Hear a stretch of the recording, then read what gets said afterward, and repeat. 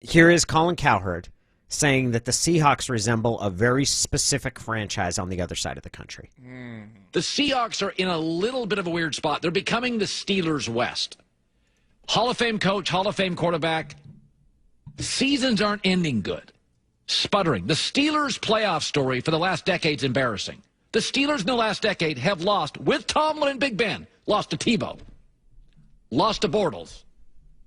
Baker Mayfield just dropped 48 on their arse. Annihilated by Brady. Beaten by an old Peyton Manning. It's embarrassing. Well, since the Seahawks Super Bowl lost in New England 7 years ago.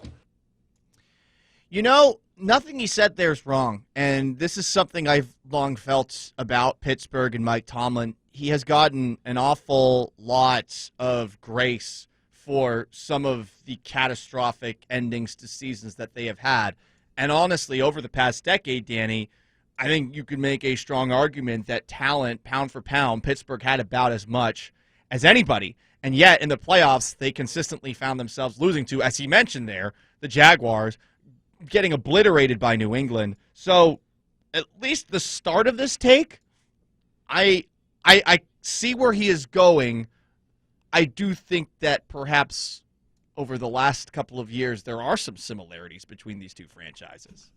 Is that a criticism? Is it a bad thing? The Steelers, they've certainly reached a point where they've kind of plateaued, right? It feels like they're certainly not getting better with Roethlisberger and Tomlin, and I think they've gone over I think they're at the point of diminishing returns with Ben. I think he's cooked. Oh, same. If he's good this season, I'll be shocked at the end of it specifically. We've seen too many quarterbacks that are old piddle out towards the end of the year.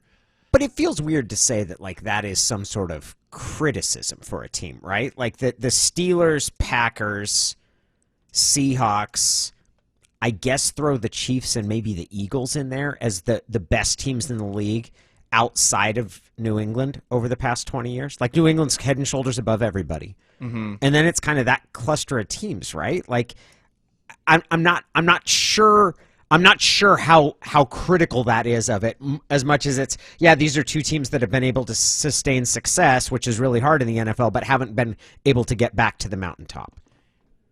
Pittsburgh won the Super Bowl against the Seahawks, Arizona. And they won the Super Bowl against Arizona, and then they made the Super Bowl against the Packers. So they had a nice little run at the end of the 2000s, but since then, it has been, I think, similar to that of Seattle. And, I mean, honestly, I don't think this is a bad comparison, at least thus far. But, you know, sometimes when we dive further and further into a Colin Cowherd take, the opinion can change a little bit. Well, and here we go, because even the successes are apparently an eyesore when it comes to the Seahawks. They can't beat the good teams in the playoff. Even their wins are ugly. They beat Minnesota 10-9 because, you know, Blair Walsh missed like a chip shot field goal. They beat Detroit. They beat 17-9 over Philly because Carson Wentz got hurt. So Seattle's got a little bit of a problem here. And Seattle and Pittsburgh are very similar. I've felt the same way about those playoff victories that they've had. You don't take away from a playoff victory, but I mean, right. They won one because Blair Walsh pooped his pants. Okay? Yep. Can't deny that one. They were in full control of that game with Carson Wentz under center. The Seahawks-Eagles game, they were not losing that game regardless of who was under center. Aren't you criticizing, and not you, isn't Colin criticizing the Seahawks for winning games the way the Seahawks win games all the time? Like the Seahawks are never, occasionally they blow somebody out, but the Seahawks are not known for the grace with which they win. Oh, they're not known for the picturesque. I mean, they're known for all their games are crazy. They're always weird. But there's not been a marquee win in the playoffs. And if you look at Pittsburgh, it's the same way. Like, where's that? Oh yeah, this is why the Steelers have been this for such a long period of time. It's been missing for quite some time. All right. Well, what separates these two teams in Colin's mind? Here is the end of his argument regarding the Seahawks and the Steelers.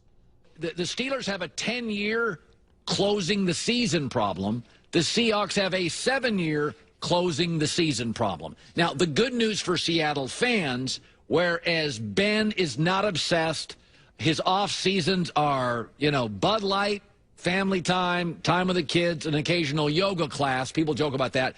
Russell Wilson, I think, is the difference here, is he is so driven, so willful, so aspirational that I don't think this will become what they are. I mean, that's what Pittsburgh is now.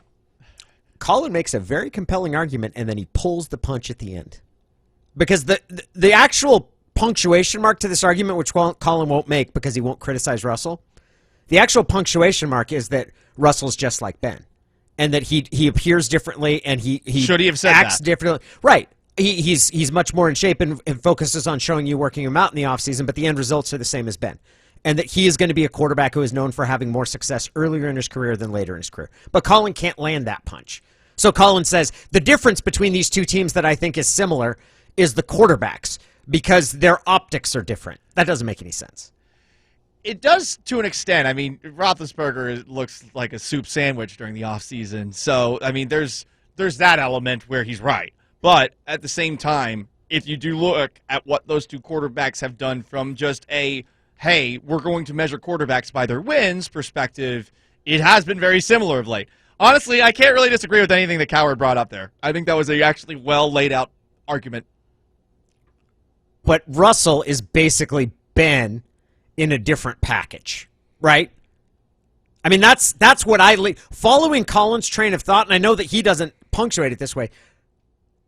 Russell is Ben in different packaging. He's a smaller package, and he cares more about how he looks in the offseason than Ben does, but they're the results have been the careers. same. I mean, yeah, they are two quarterbacks that I think at this point in time you'd say are probably Hall of Famers, but yes, that's probably about as far as you'll go with them.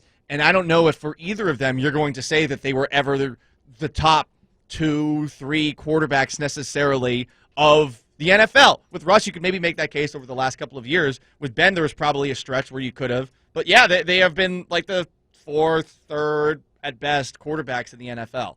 That should scare the bejesus out of every Seahawks fan, because of the arc that Ben's career has followed. And it should make everyone discount all of that I'm frustrated with how much I get hit, and please blame somebody other than me talk that happened in February.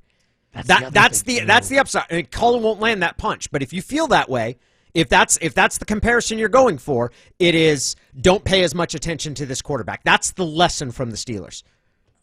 It's interesting, too. I mean, has any quarterback been hit as much as Ben Roethlisberger over all these years? Like, Russell Wilson's the other one. There are a lot of similarities between these two outside of the way that they treat the old bod. That's not a flattering comparison for us. That is not a flattering comparison. I don't think it's a damning one either, though. I don't think it's a damning one necessarily. I mean, I just think it's a realistic view of what Russell Wilson has been. And until he actually can get that next title or an MVP or something like that, yeah, he's going to be lumped into that same kind of conversation.